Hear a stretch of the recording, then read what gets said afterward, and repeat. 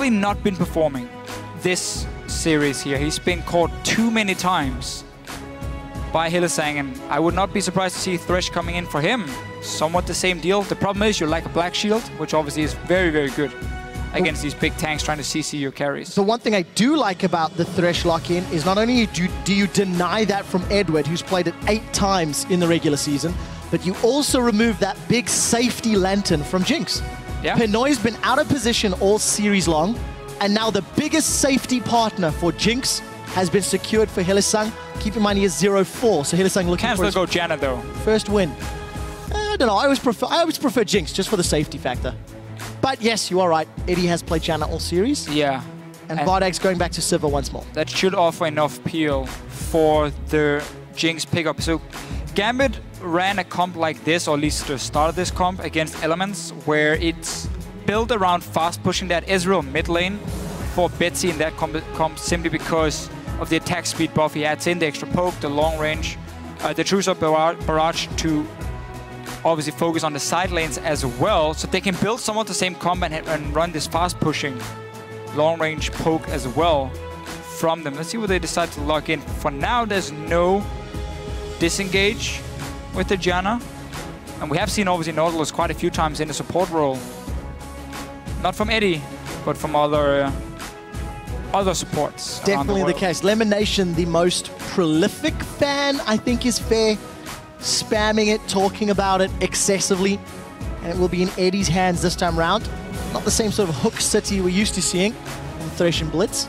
Cabochard on the Hecarim. And let's see, PowerOfEvil, what is he going to opt to play? Well, he has no... Well, he still has Orianna from game 2, so that's fine for him if he still wants to go for these late game carries here. He doesn't know the mid lane pick. Orianna is fantastic and safe in there, especially also with the Athene's buffs here on 5.6. It is still a very slow scaling champion, which did hurt them in game 1. This is very different, however, now if he goes for Syndra, where we're gonna get a lot more lane pressure for the Unicorns, and they have a setup. Whoa, whoa, whoa, whoa, whoa, whoa, whoa, whoa, whoa. Shaco is locked in for the first time in 2015. The craziness is continuing. And PowerOfEvil on his signature Syndra. I don't want to be Betsy in this game, because from level 2, you're going to get camped by a Syndra and a Shaco, which can destroy you so easily. He's going to need a safe mid laner here against PowerOfEvil. I didn't expect to see Shaco today. Like, we're talking so much about Cinderhawk tanks and everything, and now we get the complete opposite. Pure early game control, potential split push late game as well from Kikis. Such a high risk, high reward champion for them to pick. I mean, sure, they're 2-1. If anybody's gonna pull it off, right, it is Kikis. And you know, we said this earlier, when Kikis played Nidalee the first time, he picked up first blood within 3 minutes just by making great use of her aggressive play. He is a guy that can do it. He won with Jungle Twisted Fate last year. I agree, yeah. I think this version of Kikis is the most successful. Obviously, he's in the quarterfinal. If there's anything I've learned, let's see what he can do. In this meta is there's no bad picks. All of them can find some way of being useful. Now, this obviously here means for the Unicorns they have a fantastic mid-game, a fantastic mid lane in terms of the ganking potential, the setup from a Syndra. That's also why Ezreal comes in. We also talked about how it works with Nidalee and Jinx for this fast push. So Gambit's somewhat running what they did against Elements. Basically what you do is you have the Jinx at a tower, you heal her with the Nidalee, you W her with the Ezreal, and she just melts your tower completely. So if you don't have proper wave clear to deny it, your towers will go down. They have Sivir and Syndra though from Unicorn, so they have good wave clear. But that's why you play around the Maokai instead from Gambit's side here. I expect them to swap and start pushing down the tower in the top lane. And then once the first tower is gone, then start swapping around the map and try and play away from where the Syndra is, away from where the Sivir is, so they can always fast push the towers. And obviously, deep wards are going to be so important now against the Shaco. Otherwise, he's going to just jump in from behind and kill you in the lane. Man, I don't want to be Betsy now. Gambit played exquisitely when they played the map against Elements in week 8. Yes. It was the match that had the difficulties, but they played it perfectly. And tower after tower after tower fell. This time around, UOL would have watched that game, would have prepared it coming in. We'll see whether or not the Sivir Syndra combo will be enough to deny that fantastic map-based play. Yeah, they do have a lot better mid-game than Elements ran. Elements had like Kassadin and a Jinx, if I remember correctly. It was Illusion, sorry, Illusion. Then had the Kassadin in the mid lane who did nothing because he needed so much time to scale. They had no wave clear. Yeah. And that's what Gambit used to simply just take down towers. Wherever Froggen was sitting on Kassadin, tower would die. This game, they won't be able to do the same. A lot better mid-game from Unicorns of Love with Syndra in that mid lane with the Shaco as well, who's also having a pretty decent late game in terms of the damage he can deal, especially in a split push if he gets to use his clone. Fantastic split push opportunity. Just to give you guys a heads up, Diamond's PC does need to just quickly reconnect. I'm not sure if they're swapping it out. We'll get clarification on that in a second. That's the serious note. As a joke, his PC doesn't even want to play against Shaco. Because let's be frank, nobody does. Whenever you see a Shaco in game, it's always one of those things where your Shaco is 0-6 and their Shaco is 6-0. They always... Okay, that's true. Look, everybody's laughing, but it's true. They know what I'm talking about. For everybody that hates solo queue Shacos, see, that's a clap. Here's the thing, though, about this pick. It's still, when you play against Shaco, if you manage to stop him, first of all, from getting a great start way with the boxes, and he gets like a quick red buff and he invades on your red buff, if you can avoid that, so like if Kikis starts, if they manage to scout where Shaco is starting and he starts on the same side, he avoids that, you know, somewhat cheesy. You do your red buff, you walk over to the enemy red buff, and you just wait for him there and you kill him. You can avoid that if you start on the same side. If they manage to spot him, that is. You can also go and try and stop the boxes. That's a little bit more risky. The first few ganks are going to be super important for Kikis because he is still a champion. If he wants to become a late game split pusher, he needs to get kills early on. He doesn't farm well enough to just sit like a Udyr, for instance, who just sits there and gets 100 CS easily. He got early kills on Udyr. Yeah, sure, I'm just saying. If he can, surely in theory the option's there. I love Kikis. I love the things he's bringing, and I hope it works, because it's a new pick and it's fantastic to see, but it's such a high-risk, high-reward champion. Well, I would set my sights on the lane wherever Pinoy is. He's been out of position. He's on an immobile AD carry. He's got no safety. I would go top lane where there's a Hecarim with no flash, and I have a Maokai who clicks W and says, ha. So look at this one. There's two options now. There are. So I would also go mid lane when Syndra is there and she stuns the early game again could determine this game. Very much. In the previous games, while UOL did not necessarily win early game, Gambit did not necessarily in games 2 and 3, I mean now. Gambit did not necessarily win so heavily that the game was there, theirs to control. So for UOL, we'll see what they can do because there's scaling options on both sides, just in very different ways. Yeah, and just very different setup from the Unicorns, with Morgana being banned away, and I guess Udyr as well. So a few new bans from Gambit.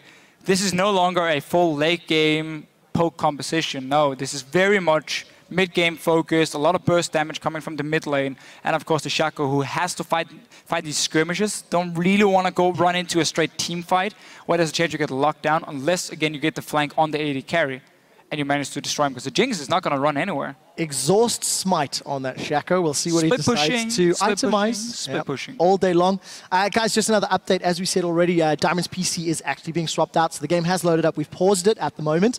And the moment that Diamond is on a working machine, we'll be back into this game, which could be the last of the European quarterfinals. Don't go anywhere, because afterwards we will be seeing Gravity taking on Team Impulse in the North American quarterfinals. Yeah, but with some luck, we'll make them wait, because with some luck, Gambit can win this one and get us to Game 5. But then Shaco lose. I'll admit, that's fine. I don't mind Shaco losing. I don't like Shaco. Well, you should. No, I don't. I like Kikis. I don't like Shaco. I'm going to lay it out there, be honest. Okay. Wow, harsh words. Look, no, it's just, I think it's fantastic fun to look at. So is Kikis. They're looking very focused. Obviously, you're not allowed. It's a difficult situation to be in. This is a difficult situation to be in. You come into the very last game. If anything, extra time to think about how you handle this Shaco pick. Yeah, the problem for Gambit is, so Gambit obviously after the last game, they went out backstage, they talked and said, okay, why are we losing? Some of these new picks here is annoying us. Not new picks, but at least some of these picks are very annoying. So let's ban them away and try and hope for more standard maybe from the Unicorns of Love. And they got 4 very standard picks. We've seen Vardags play Sivir multiple times. We know PowerOfEvil is a Syndra player. And then Kikis is like, nah, it's not going to be too easy. And he throws in a completely new pick, which you obviously have no practice against. And now you got to rely on your solo queue experience of saying, how do I counter Shaco normally in solo queue? And use that in Shaco, sorry, not Shaco. Shaco is the Danish version. I'm going to tell you now, if it is officially Shaco or officially Warwick or Warwick, I'm afraid I'm going to call it Shaco. Everyone Shaco. will know. Let us know, guys. Hit us up on Twitter for potentially last time. Who do you think will book their ticket to Madrid, Spain with the help of the Clown, or if Gambit will bounce us back and force us to Game 5 at LOL Esports, hashtag UOL win, hashtag GMB win. And also if you call it Shaka or Shaco, let us know that as well. As we are into game, the first box is down into defensive one. So, Gambit, we expected him to get some deep wards in here, try and spot where the Shaco is starting. Oh, are we gonna do that? Okay. Well, I said the Danish version before, like Shaka. I've only ever known it as Shaka. Shaco. Well, the box is down. Advantage Gambit. Where is Kikis for the moment? Starting on the bottom side. So just by having these wards here, if they place him just around now on the walls on the Grom, they're gonna see if he's setting it up. Well, they got the one on Grom, that's the important one at least. So they're gonna see he's starting on the bottom side. And Gambit might look for a lane swap in this situation. We mentioned how they want to use Jinx to fast push down a tower. So that's why they want to potentially swap her. But you also want to make sure that Diamond gets a safe start, where there's not a red buff Shaco standing at level 2 killing you. Lots of wards from Gambit, as you've highlighted. Pinoy and Edward waiting to move to lane. They're going to move with the minions, but obviously be fully spotted. They're going to head themselves into the 2v2 lane. Shaco is clearing out those Diamond starting on red side. Kikis, when he played Twisted Fate at IEM San Jose, did his own red buff, and he rushed straight into the jungle of Team Solo Mid. Might not have been that game, I think of something else, but there's one of those games where he just did the red buff, and then he rushed straight into the enemy blue buff, and he caught out whatever jungler it was and killed him at IEM San Jose. He might look to do exactly the same here, because Diamond is starting on the top side. They obviously don't know, because they didn't have a ward on the blue buff. They just saw that there was no pull, at least, from the bottom lane of Gambit as they spotted him on the ward here. So Diamond is rocking to his blue buff. Let's see what Kikis wants to do. Keep an eye. He was clearing out that red buff. Level 2 at that point into 2 Shift Poison. We'll have access to Deceive in a moment or Gambit has a good ward as well to try and spot him in the river. Smart play against the Shakers of the world that like to hide in a bush and kill you when you're low. Nidalee, though, has got relatively good clear speed and sustain. Starting on this blue buff. And that ward just timed out. So relatively safe in the knowledge that Kikis was not pushing into his jungle. And we are going to see head-to-head lanes. Once again, a little bit of a farm lane in the middle. But this time around, PowerOfEvil maybe with slightly more opportunity to bully Betsy. Oh, way more. Way more on this Syndra for him. And obviously Ezreal is not going to offer a whole lot of damage or a lot of pressure for Gambit in his mid lane. He's mainly just a farm champion. But it's fine because, again, the comp is built around being able to rotate the Jinx in and out of the lanes and then push down these towers. It's the whole setup for them. You can also do it just with the Nidalee. But Hylissang, he's on another champion that can land some skill shots and pull in targets. No Black Shield this time around, which is going to be the difference for him. Let's see if Pinoy can dodge around in this lane, because it's been the big problem. All 3 games, he's been caught and he's been killed. Hylissang and Vardags, the ones that have pushed the wave up first, way more wave clear early. And Diamond, once again, trying to hang out in this top lane, but the wave is too far pushed. There's no opportunities. Instead, he's going to set some sights on that Scuttle Crab. Edward, dredge lines in, does get the slow onto Hylissang, but unable to get more. And Hylissang catches the minion. Hey, it's still 100% hit. Still 100% hit. So I like what Diamond has done here. We talked about how Hecarim has no flash, and that would be a fairly easy gank for Kikis. Notice how he's invested a lot of his early vision on the top side of the map, and also he's staying around it to see if a gank should happen, and then he can go for the counter gank. He's always around Cabochard here on the Hecarim. That was the mistake Unicorns made in game 1, where they just left the Hecarim on his own, and he got camped by Diamond multiple times. Killed and ended up doing absolutely nothing. Kikis is yet to back, sitting on 1,000 gold. He's just expecting that gank. Smart play by Kikis, taking advantage. Ooh, a little low, but pretty greedy start. Death Sentence goes wide. Edward sidesteps it, keeping the minions away from the tower as long as possible. And finally, Pinoy's going to keep farming, so no advantages gained either way. Very, very early Moby boots there for Kikis. Let's see what he can do around the map. Previously went for Boots of Swiftness on Udyr as an early buy. This time round, Moby Boots. Death Sentence connects onto Pinoy, as does the Boomerang Blade. That's a two-man flay, and Hylissang gets rooted. Next up, Vardags. Pinoy in full retreat. Summoner Heal was traded in exchange for Summoner Exhaust, and Hylissang showing he can connect with Death Sentences as well as Dark Binding. That's the thing. You ban Morgana, but you give him Thresh, another champion he's so good on when it comes to landing skill shots. He's been one of the best players today, forcing Pinoy back now, or at least he actually recalled, or he cancelled it, sorry, because Diamond is now down his bottom lane. Well, let's see what they can do. Diamond looking to get in range. No mana on Edward. Death Sentence actually connects, and Vardags even able to spell shield up. That opens up for Kikis now. They saw Diamond on the bottom lane. Look what Kikis is doing now. Top side. Can they lock down Cabochard? They will. Let's see what Kikis can do onto him. The exhaust is already used. Cabochard's in trouble. He's going to get taken down. First blood to the Unicorns of Love. But that's it. I mean, you have no flash.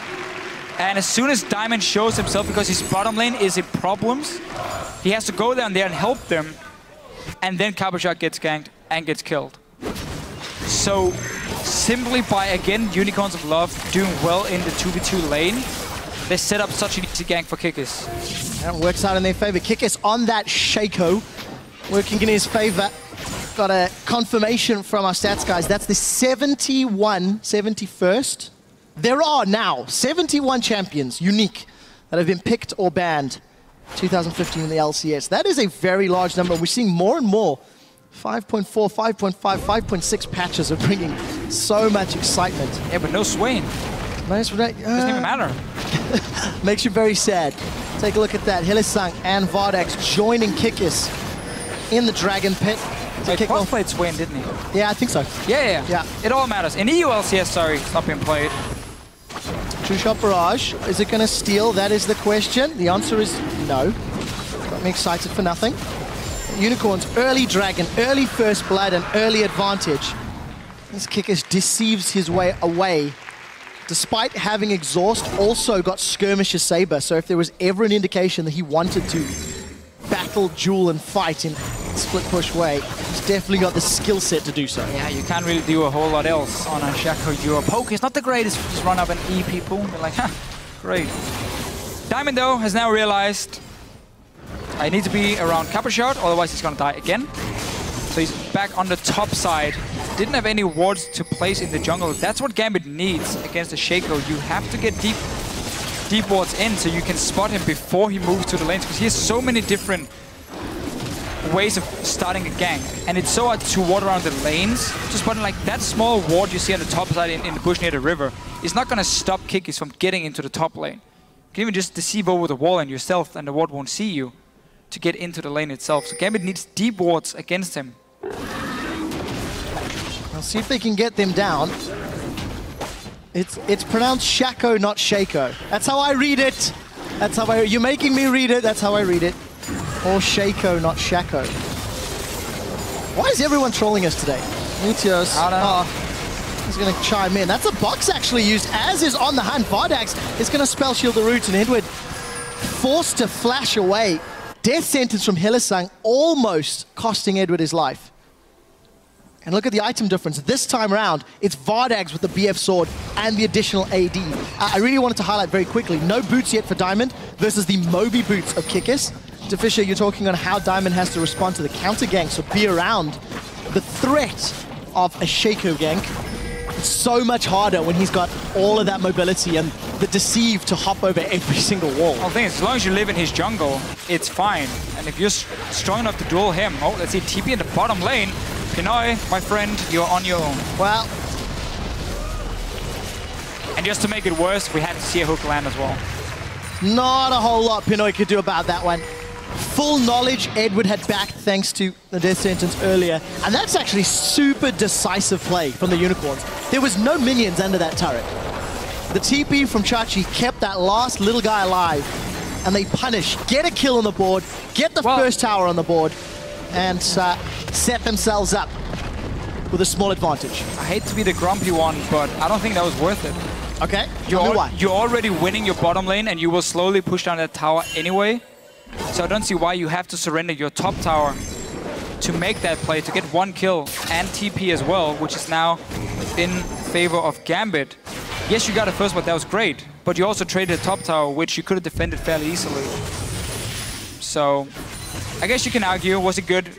We will find out. Depends on what the next play is gonna be, but you were already winning that bottom lane pretty hard, and you already gonna get it in. Wow, that's a lot of damage. Big hit, but True Shot Barrage used to push the wave down. Gambit, they are the ones that have grouped up. Another Javelin toss connects Death Sentence onto Diamond as the minions get dropped, and Diamond forced to flash away. Doesn't matter what Hylissang plays today, he will connect with those skill shots. And the fans once again behind the Shaco of Kikis and the Unicorns of Love, 74%. PowerOfEvil onto Deficio, forcing a flash. 2 quick flashes in that middle lane. Does have a CS lead, obviously, on the Syndra, but what Gambit is looking to do now is once you got this top tower, you open up the lane for the Hecarim to push it all the way down and then roam from the top lane to the mid lane where they can set up a very simple siege.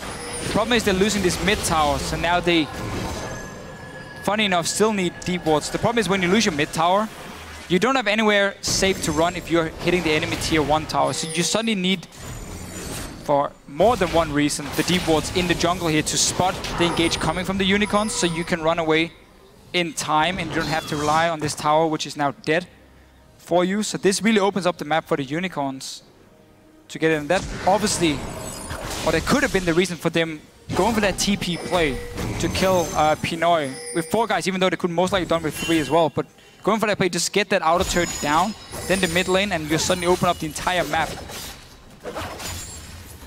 We'll see what they decide to prioritize. We did see Kikis backing, dragging himself a pickaxe and longsword. I was looking at the items. He actually very quickly picked up a rejuvenation bead before deciding to sell that and grab the wards instead. So Tiamat and Brutalizer. Gonna get himself so much more damage.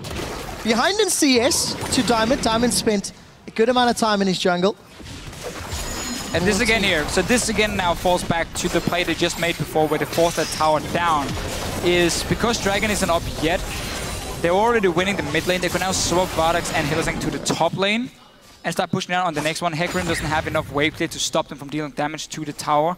Kikis is nearby. You don't have TP on Vizicsacsi, so there's a play to be made here for Gambit, but they gotta make it now, otherwise this tower is going down. So clearly the Unicorns feel like by fast pushing down the towers, that was worth more than obviously saving that TP from Chachi beforehand to get the kill on the bottom lane. And this is just a very nice play, suddenly making the play before very worth it for them. 2,000 gold lead as we hit 13 minutes on the clock, 20 seconds before the next Dragon. Infinity Edge completed for Vardags. Luden's Echo completed for PowerOfEvil.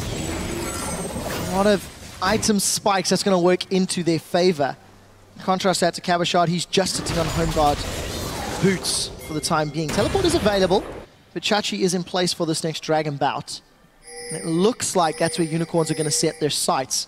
Hylissang, he's way forward, connects with a death sentence onto Edward, follows it through with the secondary, puts the box down in the middle of the jungle, and Edward is in full retreat. Kikis down to 100 HP, less down, it was actually the clone. Even I got baited by that one. And Pinoy so close. Now Unicorns, they are low.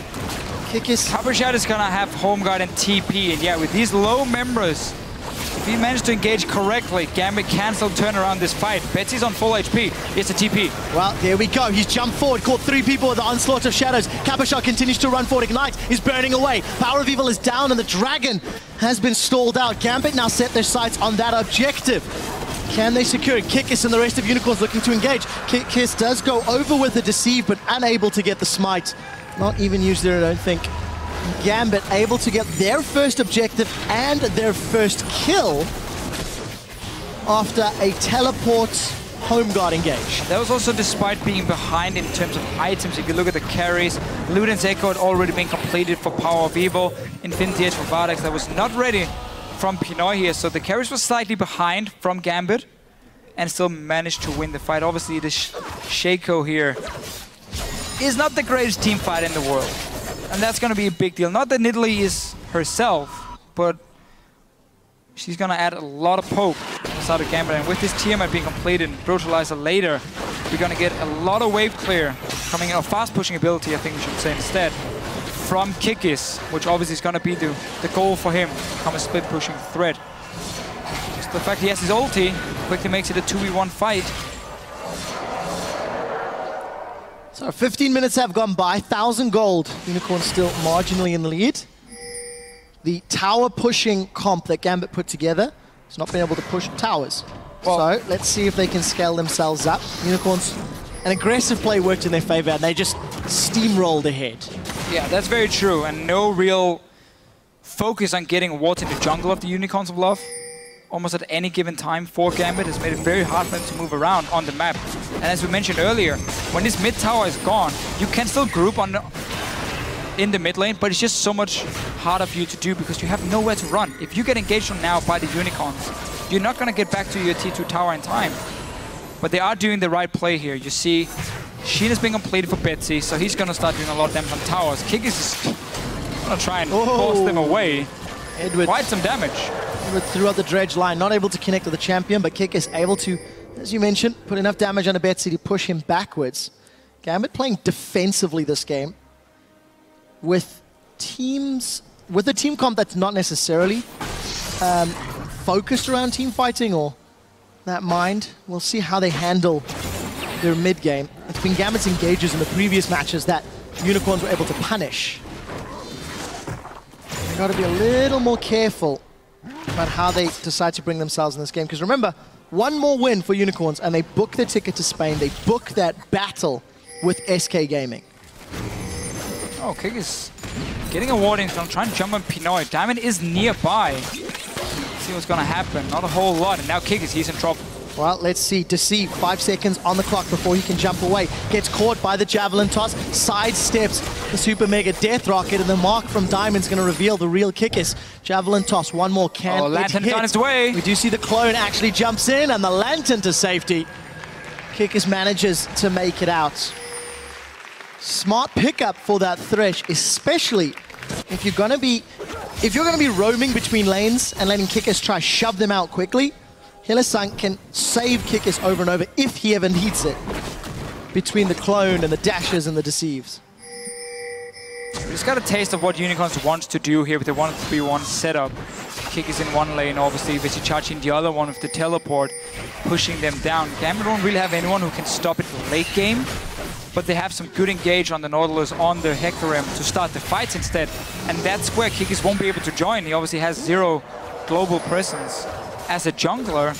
So if he's sitting in a lane, if Unicorns doesn't play correctly, basically what's going to happen is if Kikis is pushing too far up his lane, or he's standing too far back in his lane, and the rest of the team is too far up in their own lane, Gambit will engage. That was a lot of small things. The point is, 1-3-1 against hard engage.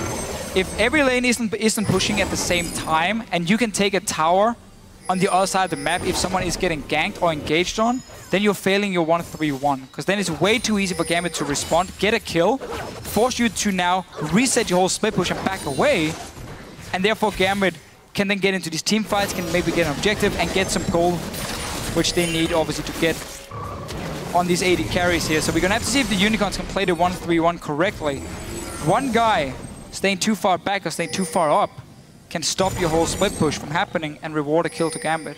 We will find out if Unicorns can control all of the lanes. Ravenous Hydra completed for Kikis, has yet to upgrade his jungle item, just sticking on that challenging smite.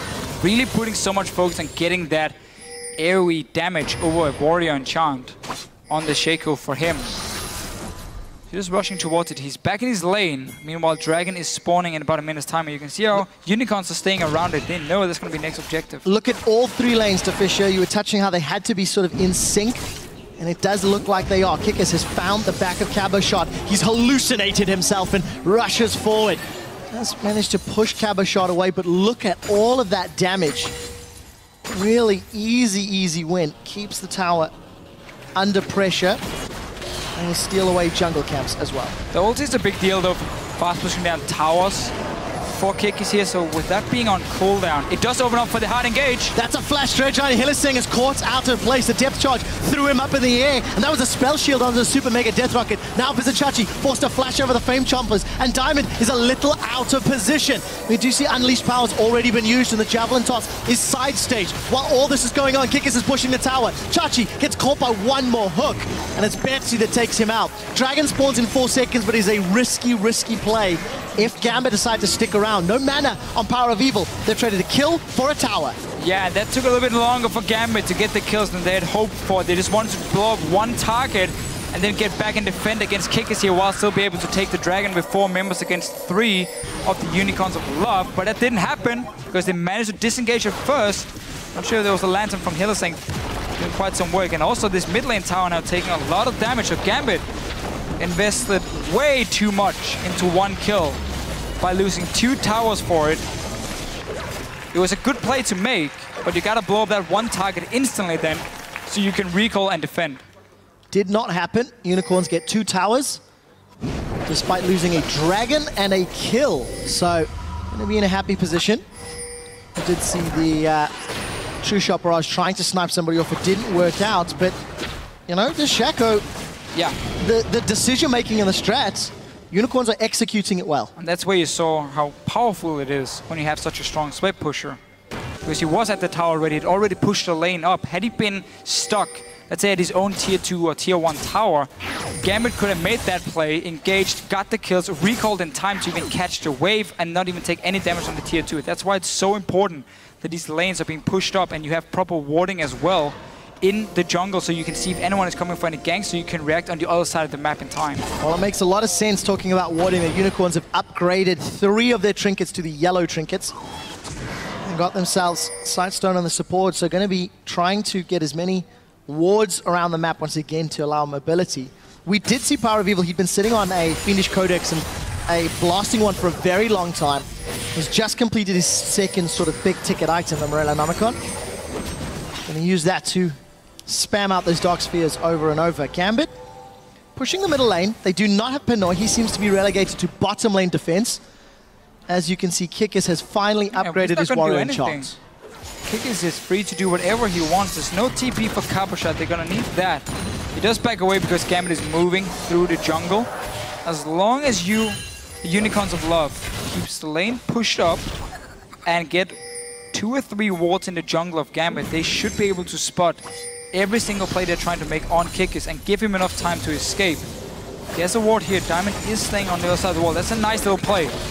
Let's see if he can win the trade. The hallucinated clone is running Diamond down. He's even recruited the Gromp to help out.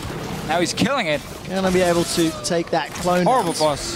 The one thing we've got to keep our eye on is that True Shot Barrage. It could become very important to help managing the split push of Kikis. It's not gonna kill an entire wave, but could at least reduce the effective pushing power. Diamond, again, still looking for a fight. Does land the Javelin toss, gets instantly feared, takes out 2 jacks in the boxes. And Kikis is just pulling the aggro. He's pulling the attention of And then you look Gambit. at the mid lane. 3 guys pushing up the mid lane because they know there's 2 people on the bottom side. And as long as these lanes are being pushed, UOL can keep moving around the map and always have a numbers advantage because nobody can one-on-one the Shaco from them. Kikis, this guy's been pulling out some crazy picks in this series in the past. For now, it's really working for him and the Unicorns. Teleport not available for Cabochard. 15%, rather 25% of its cooldown just ticked by. Gambit have been able to stall out that last period of pushing. There was no inner turret on the top or middle to push. So Unicorns, their only remaining lane turret is in this bottom lane. And I think Gambit, well aware of that one, invested some wards, invested attention. So yes, Kikis was pulling the aggro, but it's also the only non-inhibitor turret left for them to push. And it's going to be a lot harder for the Unicorns to keep split pushing once this last tier 2 is gone. Because that's where you have to break into the base, and it's very easy for Gambit to move the short distance here between the lanes and defend against the Shaco and of course against the other members in the mid lane from the Unicorn. So that's where they have to play more around the Baron later on. But for now, goal is still this tier 2 tower. Vardags managed to get the red buff for himself. Leviathan, he doesn't care. Yeah, focus looks from the coaches. You can take that red buff. Focus looks from those coaches. Sheepy, while in the stronger position, still needs to get ahead. Kikis gets caught out a little bit, but it's actually the damage on a Cabochard significantly higher. That bonus damage from hitting the pony in the back. And Ravenous Hydra. Kikis, honestly, it's going to need way more than a Hecarim to handle this jungler. All Gambit can do right now is just damage control. You stay back, you try and defend your tower for as long as possible, and then you wait for the entire map to reset. You wait for Unicorns to go back and fight. And you can see the lanes now being built up. And that's where you can make a play before the Kikis wave is being pushed down to your tower with the TP home guard from the Hecarim. Before that, it's really hard for you to do anything. Oh, death sentence onto Diamond. He's down before the teleport can complete. Cabochard in full retreat, but he onslaughts back in. Does manage to fear PowerOfEvil. Where is the rest of the team, though? In comes Edward and Pinoy, trying to get some damage down, but Cabochard is out. We do see Betty landing a kill crit onto Vardags, and the True Shot Barrage is flying through. Kikis is taking the tower in the bottom lane, and despite some kills for Gambit, they lose the fight, they lose the tower. And he's going to try and interrupt Chachi. Actually, it's going to get turned around. Support comes in, forced to flash. Gambit in what was a 5v4 lose, and they lose their last remaining inner turrets. Such a tough situation to be in. You cannot even sit in your own jungle and do the Raptor camp. Then Unicorns can just walk down behind you. They have control of this jungle. Look at the wards they've placed already. Diamond has no business here. He shouldn't be in here on his own. I mean, that's an easy pick for them. And then Cabochard now blown that teleport. Meanwhile, look at your minimap. Shaco is just pushing on his own. And the rest of Unicorns of Love can trade 1 for 2, which is more than fine for them. Dragon has been taken as well now. To be fair, Diamond was blown up so quickly at the beginning of the fight. It was a 4v4. Thanks to the fact that Diamond again was on the wrong side of his team. Think of his Rek'Sai performance from the previous match in the series. Diamond was trying to pull the attention of UOL straight too close to the danger zone and got punished for it. Yeah, but you can't do it when Shaco's already standing at your tower. That's again what they had to do, was wait for Unicorns of Love to, let's say, go Dragon, take the Dragon, go back and buy your items because you now farmed up a lot of gold. And then the whole map is reset. You can see the lanes, you can push them out. And before Shaco gets in position to hit your tower, you make a TP play with the Hecarim. And you get 1 or 2 kills. Like, you have to go for some of these risky plays now. And you use those kills to then get a Baron. Or get a tower or 2. And that's the way for you back in the game. If you wait till Shaco's already standing at your tower and you force a play somewhere, you have to basically win 4 for 0. Otherwise, it's not going to be worth it because Shaco is going to take your tower. Well, Shaco went back, spent 2,600 gold, grabbed himself a Sheen, grabbed himself a Zeal. Has now got a 40 CS advantage over Diamond since UOL have controlled most of the map. And remember, coming out of the first 10 minutes, Kikis was in fact down 20 CS to Diamond's Nidalee. But he spent so much time in the lane, so much time pushing out those waves. A Rylai's third item from PowerOfEvil, if there was more indication that they wanted to drag out fights, slow people, survive, Kite. keep going as long as possible. Even the itemization is working in Unicorn's favor. The longer they kite, the more damage Kikis will do to the base of Gambit. And as we mentioned now, that only the inhibitor turrets are left. It becomes harder for them to push unless a fight happens and Kikis is left on his own. You can see Pinoy can very easily move from the mid lane to the bottom lane to clear the wave before Kikis gets any damage in. And that's why Unicorns have to focus around the Baron now as well and have that option at least open where you might have to force Gambit out. Because there's 2 dragons for 2, so there's not going to be any 5th dragon. For a while. Gambit is going to have to just sit back and defend here. And if they do think there's a chance Unicorns are doing Baron, either you just give it up and you check it with the Ezreal ulti, or you walk out and you try and stop them there. But you need TP ready for Cabochard before you really can do anything for Gambit. We do here on the hunt. Hylissang connected with Death Sentence. There's no more minions in this top tower. We do see the Lantern forcing Unicorns of Love there to back away. Vardags took a lot of damage. Super Mega Deathrocker connects with the True Shot Barrage, goes way wide. Betsy unable to find another kill. Oh, keeps him alive again. All of a sudden, Diamond's the one that gets focused down from the unleashed power. Gambit trying to chase while all that's going on. Kikis has been able to trade back and forth. Cabochard was not with the team in that fight. Keep that in mind. Zap will connect onto Chachi, as will the Dredge line. And he manages to lantern away. The Death Sentence connects. Morgana and then Edward goes down. Hylissang is on fire. And the Unicorns of Love are not done yet. Kikis looks for Pinoy. He exhausts him, he smites him, he slams him, and that is so much damage. PowerOfEvil with his 3rd kill in a row in the top lane. Compliments of a gift-wrapped Shaco. Fantastic play from Unicorns. Looked scary, looked risky, but they got a bunch of kills. Don't lose anybody. 2 true shot barrages do not fly true on behalf of Betsy. Unicorns are just showing what they can do in a best out of 5 series with new picks, new playstyles. I mean, how do you prepare for a pick like Shaco? You don't sit before the week and say, oh, they're going to play Shaco for sure. Here's what we should do. So you have to just simply figure out what to do on the fly. Now, they're chasing on the Vardags here. Hylissang is just on fire. Like, everything he does is nearly perfect. Lands the hook.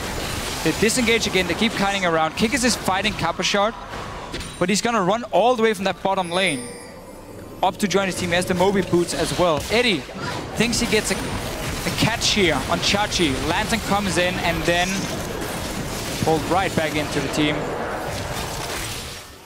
Unreal. I just can't get over the burst damage. He manages to jump right in there. Deceive. So there's the Smite, Exhaust, Ravenous Hydra. And even uses the Hallucinate to just get out of range. Fantastic, fantastic play from the Unicorns.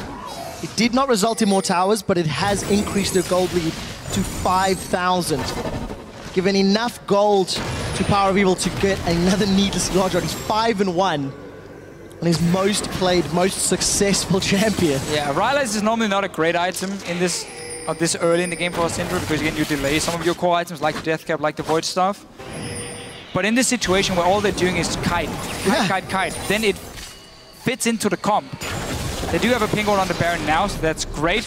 Cabochard can still Trinity Force. Just basically sit back. I mean, if you also Trinity Force Tiamat Shaco, by the way.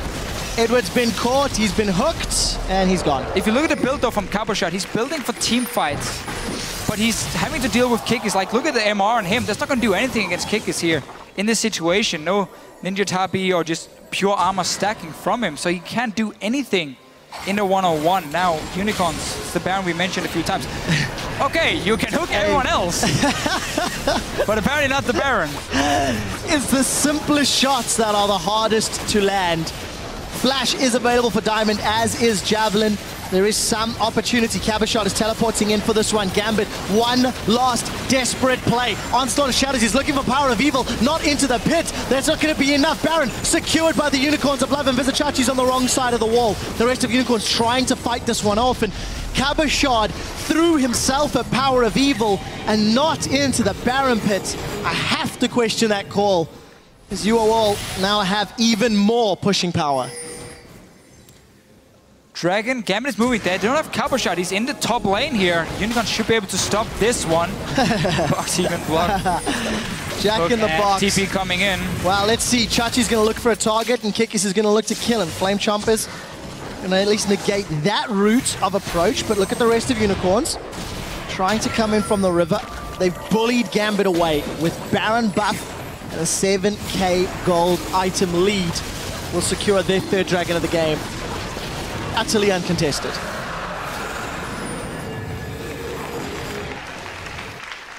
And the worst part is, nothing is really going to change. Kikis is only going to get stronger and stronger in his split push. Vardags, he is left on his own though. I'm not sure why he was pushing up. Let's see if he can escape. Well, we'll see. Let's have the mark on. He's going to carry on auto-attacking, put a lot of damage on Diamond. He's going to decide to turn it around, and he gets the kill. Vardags gets the kill and outplays Diamond. It's not over yet, Such Trevor. well played. Noi is setting a trap for himself. Oh, he's so much trouble. Not going to get the crits he's looking for. Face of the Mountain Shield from Hylissang will keep Vardags alive, and Vardags 3-1-4. With the Baron buff empowered minions in 30 seconds before Pinoy is back up. Unicorns barreling towards those inhibitor turrets. And who do you name MVP here, Trevor? For me, Hylissang and Kikis have been just equally good. All 4 games, sorry, for them. They're gonna get inhibitor. So difficult. There's nothing to contest this. Unicorns of Love will lose a hallucinated clone as the only cost for another inhibitor. PowerOfEvil takes a big chunk from that javelin toss, but it does not matter. Kikis, wow! 700 crit. If you want to talk about style, Kikis is trying to finish this one. Betsy now unable to sit on the inhibitor turret thanks to the damage Kikis has put down. Inhibitor number 2 going to fall. Vizicsacsi got that vengeful maelstrom up. If anyone decides to jump in, that's a death sentence! And there's your MVP for me. Edward will follow. Cabochard trying to run amok in the back line. He will find PowerOfEvil, but it does not matter. Hylissang plus Kikis are carrying Unicorns of Love to the semi-finals in their debut split of the 2015 season. Unicorns advance to the top 4. Advance to do battle with SK Gaming in Madrid, Spain.